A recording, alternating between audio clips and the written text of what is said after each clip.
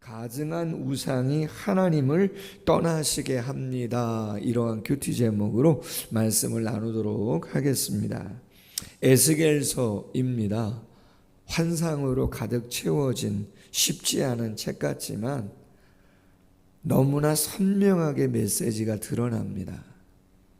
말씀을 드린 것처럼 남유다가 바벨론에게 멸망을 당하는 상황 가운데 1차 포로 때는 다니엘과 그의 세 친구들이 끌려갔었다고 말씀드렸고 2차 침공 때 끌려간 사람이 오늘 성경의 저자인 에스겔, 하나님은 강하시다라고 하는 뜻의 제사장 겸 선지자로 부름받은 에스겔이다. 포로로 끌려간 시간이 오래되었습니다. 5년 정도 되었을 때 그발 강가에서 유대인들이 모여서 포로 생활하는 상황 가운데 하나님의 메시지가 30세쯤 되었던 에스겔에게 임한 거죠. 도대체 왜 남유다가 하나님의 성전이 있고 다윗의 언약이 있고 예배를 드리는 그 처소가 그것도 다른 이유가 아니라 우상을 섬기는 이방 민족에게 그렇게 비참하게 침략을 당할 수밖에 없었는가? 아직 완전하게 멸망당한 때가 아닙니다. 완전한 멸망은 BC 586년이기 때문에 3차 침공 때 멸망을 당하는 것이거든요. 예언이 어떤 내용이에요? 멸망의 끝을 보게 된다. 그러나 그것은 끝이 아니고 반드시 회복이 있다. 에스겔뿐만 아니라 예레미야도 그렇고 그 전에 있었던 이사야에게도 70년의 때가 차면 반드시 회복, 귀환을 하게 될 것이다. 그럼 멸망의 이유가 뭐냐는 것이죠. 여러 가지 메시지가 증거되는 가운데 오늘 두 번째 1절에 보면 1년 정도 조금 더 지났을 때입니다.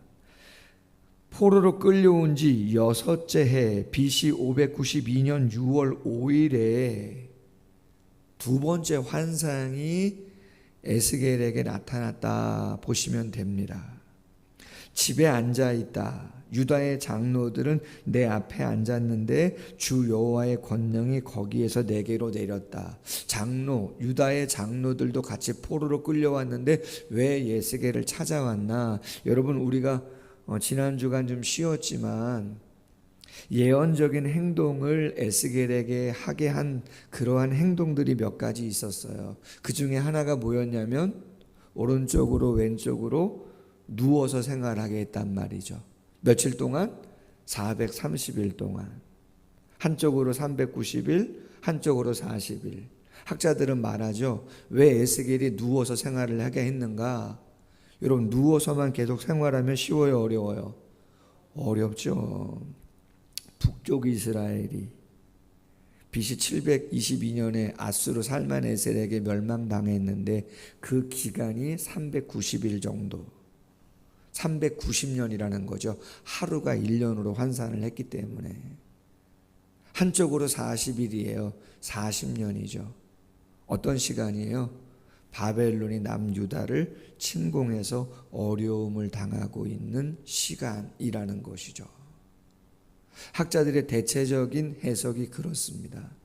그 430일이 거의 끝나갈 때쯤 학자들은 이야기하는 거죠. 혹시 하나님께서 에스겔에게 다른 그 어떠한 환상과 메시지를 주시지 않았을까? 에스겔을 찾아왔다는 거예요.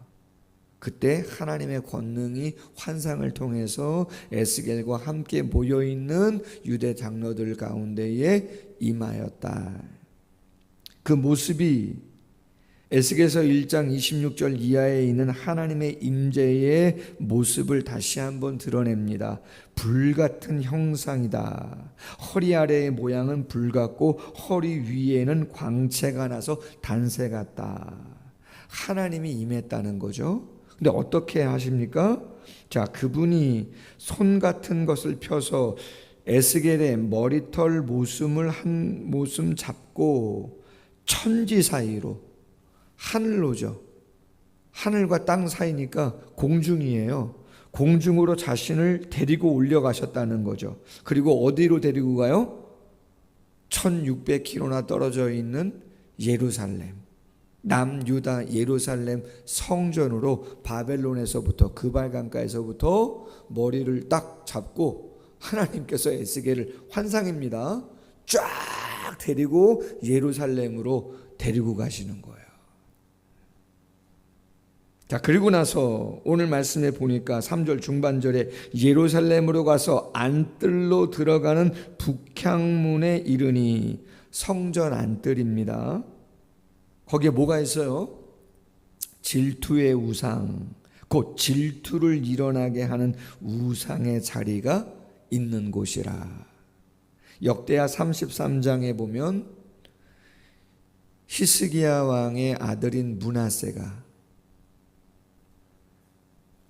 아세라 목상, 이방 신상이죠. 그것을 이 성전 안뜰에다가 세웠었어요. 근데 그가 호되게 하나님에게 징계를 당하고 나서 마지막하게 회개했지만, 철거했지만 그의 아들 아몬이 다시 거기다가 또 아세라 목상을 세웠습니다. 여러분, 우상은 하나님에게 무엇을 일으키신다고요? 질투를. 여러분, 사람도 똑같지 않아요?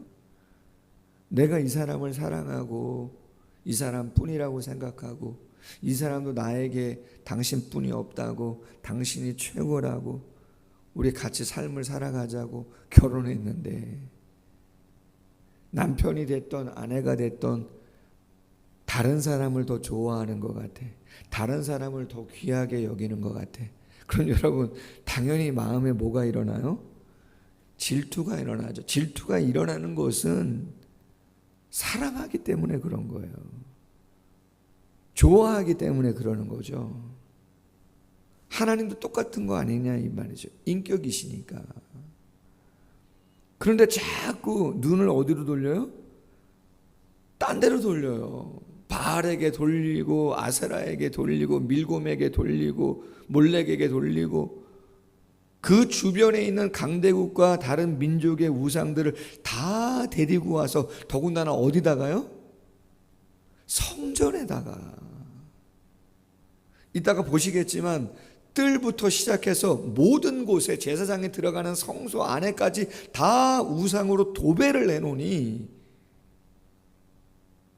이따가 말씀 나오겠지만 하나님이 우리와 함께 하시지 아니하시고 우리를 떠나셨다고 이스라엘 백성들은 이야기하지만 그 하나님을 떠나신 이유가 뭐냐는 거예요. 이 환상이 되게 복잡하고 대단한 것 같지만 선명한 메시지는 뭐냐면 하나님이 거기에 있을 수가 없다는 거예요. 여러분, 결혼해서 같이 살고 있는데 남편이 혹은 아내가 다른 사람을 데리고 왔어. 집안에. 아무 일 없이 살 수 있습니까? 말도 되지 않는 일입니다. 하나님이 떠났다고, 우리와 함께하지 않는다고 이스라엘 백성들은 이야기하지만 그 이유가 뭐냐는 거예요. 여러분, 성경 말씀 오늘 보십시오. 이렇게 이야기합니다.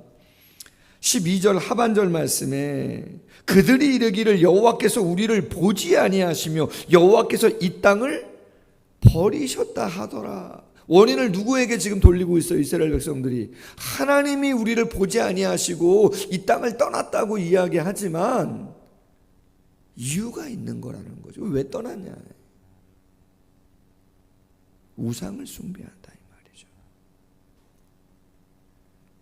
5절 이하에 보면 하나님이 인자야, 인자는 에스겔이죠. 너는 눈을 들어 북쪽을 바라보라. 북쪽을 바라보니 제단 문 어기 북쪽에 그 질투의 우상이 있다. 번제단 아주 가까운 곳입니다. 거기에도 질투의 우상이 있습니다. 크게 가증한 일을 행하여 나로 내 성소를 멀리 떠나게 하느니라. 아멘.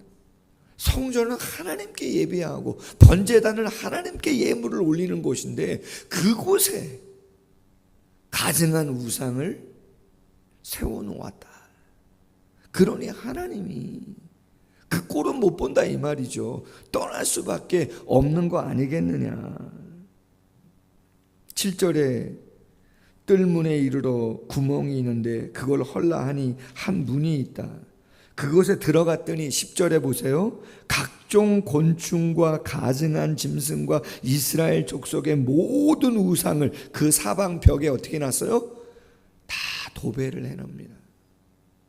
모든 우상은 그 성전 벽에다가 다 도배를 해놔. 그 이스라엘 남유다 이방에 있는 민족들이 섬기는 모든 우상을 도배를 해놨다 이 말이죠.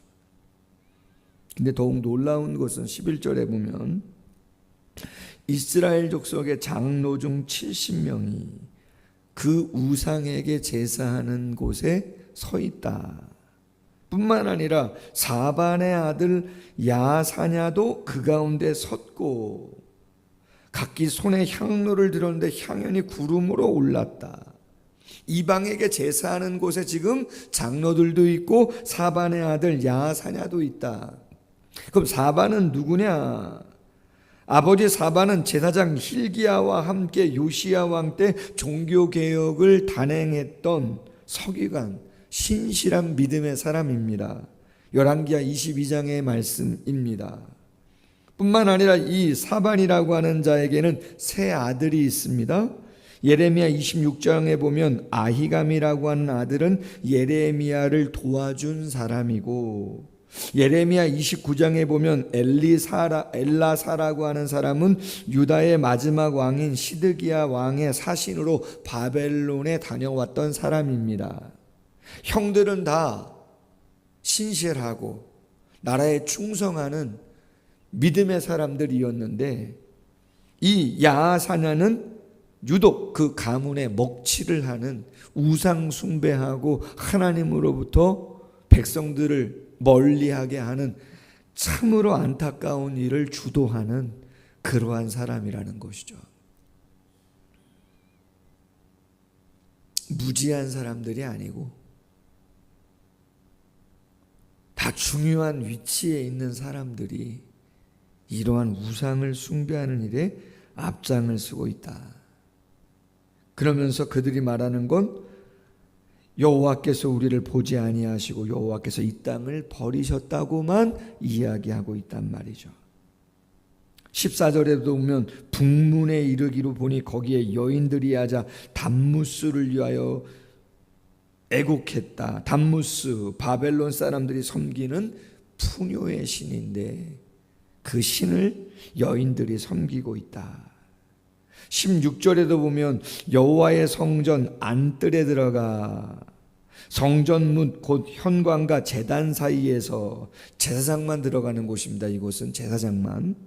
근데 거기도 보니까 약 25명 대제사장과 24반열의 제사장들이 여호와의 성전을 등지고 낯을 동쪽으로 향하여 무엇에게 예배합니까? 태양에게, 태양신을 섬기는 그 모습을 대제사장과 함께 24반열의 모든 제사장들이 그 모습을 보여주고 있다는 것이죠.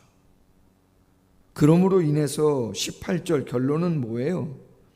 나도 분노로 갚아 불쌍히 여기지 아니하고 긍휼을 베풀지 아니하리니 그들이 큰 소리로 내 귀에 부르짖을지라도 내가 듣지 아니하리라. 이렇게 돼 있어요. 하나님의 분노를 쏟으신다 이 말인 거죠. 그럼 여러분 오늘 본문의 핵심은 뭐예요? 이스라엘 민족들은 왜 하나님이 우리를 보지 아니하시고 긍휼히 여기지 아니하시고 우리를 떠났냐고 이야기하지만 가장 본질적인 이유는 뭐라는 거예요? 우상 숭배했기 때문에 함께 있을 수가 없다.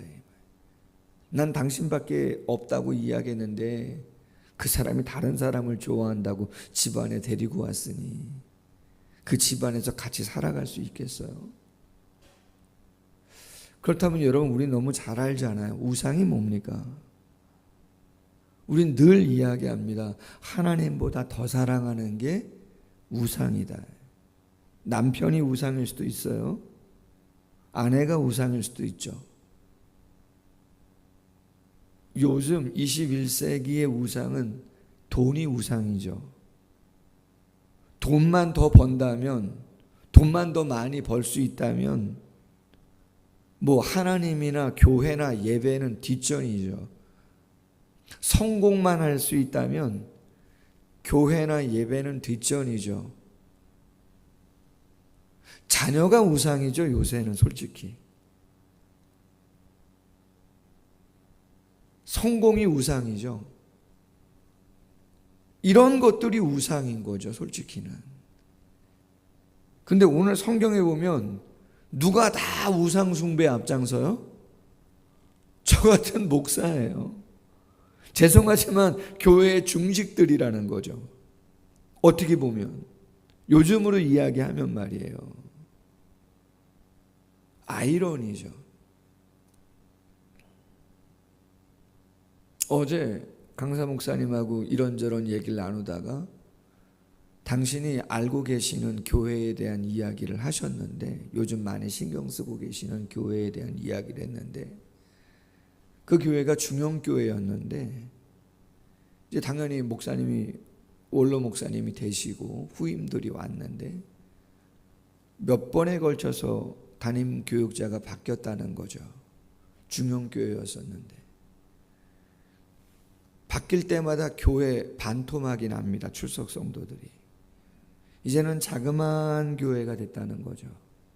근데 그 자그마한 교회의 목사님이 그 교회를 매각하려고 성도들하고 합의도 없이 개인적으로 말이에요. 그게 가능한지는 모르겠는데 그렇게 하시다가 그게 들통이 났네요. 그래서 사임이 됐습니다.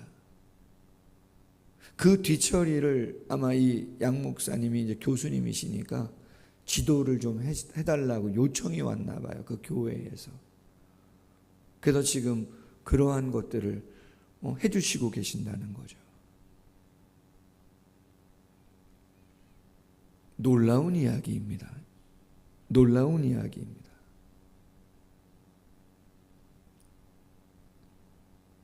돈과 성공과 자식, 뭐 건강, 여러분 중요하지 않은 게 있습니까 진짜? 돈도 중요하고 성공도 중요하고 자녀도 중요하고 건강도 중요하고 필요하지 않은 건 아무것도 없고, 선하게 보면 하나님이 우리를 위해서 축복으로 귀한 선물로 우리에게 주신 너무나 소중한 것들이라고 이야기할 수 있습니다. 그러나 분명한 게 뭐예요? 우선순위잖아요. 삶의 중심이잖아요. 우리가 해나가야 할 치열한 싸움이 무엇인지를 정확히 보여줍니다. 여러분, 제가 말씀을 묵상하다가 그런 생각했어요. 성경에 왜 이러한 내용들이 이렇게 많이 나올까? 우상과 관련된 내용이 여기도 나오고 저기도 나오고, 얼마 전에 우리가 디모데 전서의 말씀을 묵상했지만 거기도 우상에 대한 이야기가 나오거든요. 돈에 대한 이야기가 디모데전서 6장에 나오잖아요. 정함이 없는 재물에 소망 두지 말고 모든 것 후히 주시는 하나님께 두고 선한 사업에 부하고 나눠주기를 즐겨해라. 그것이 영원히 하나님 나라에 쌓는 거다. 뭐 이런 이야기를 한단 말이에요. 누구한테 편지를 쓰면서 지금 하고 있는 거예요? 에베소 교회 담임 목회자인 디모데에게 바울이 메시지를 보내면서 그 내용을 쓰고 있는 겁니다. 여러분 모르겠습니까? 알겠죠. 그런데도 강력한 메시지를 보내는 이유가 뭐냐? 늘 생각해야 됩니다. 아멘? 늘 깨어서 생각해야 됩니다. 매일매일 순간순간 생각해야 되지 않는가라고 하는 거죠. 오스왈드 챔버스가 뒤에 보시면 여러분 이런 이야기 하고 있어요. 우리는 죄인이기에 양심과 마음이 다시 조정되는 고통 없이는 하나님 나라 백성으로 태어날 수 없다는 거예요. 우리는 죄인이기에 양심과 마음이 다시 조정되는 고통이 없이는 하나님 나라 백성으로는 태어날 수 없다.